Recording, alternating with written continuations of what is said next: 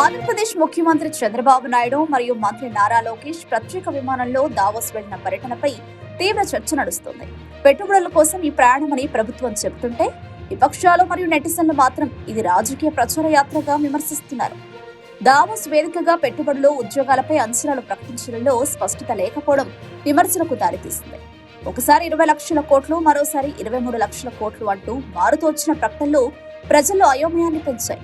ఉద్యోగాల విషయంలోనూ తండ్రి ఒక లెక్క, కొడుకు మరో లెక్క చెప్పడం ప్రభుత్వ విశ్వసనీయతపై ప్రశ్నలు లేవనెత్తుతోంది. అంతర్జాతీయ వేదికపై విపక్ష నేతలను దూషించడం, స్వీయ ప్రశంసలకు ఎక్కువ ప్రాధాన్యం ఇవ్వడం రాష్ట్ర ప్రతిష్టకు మేలు చేస్తుందా అనే సందేహం వ్యక్తమవుతోంది. పెట్టుబడులు నిజంగా వస్తే ఎవరికీ అభ్యంతరం లేదు. కానీ రాని వాటిని వచ్చినట్లుగా ప్రచారం చేయడం, అతిశయోక్తులతో ప్రజలను మభ్యపెట్టే ప్రయత్నాలు దీర్ఘకాలంలో నష్టమేనన్న అభిప్రాయం బలపడుతోంది. దావోస్ పర్యటన ఖర్చుకు తగ్గ ఫలితం దక్కిందా?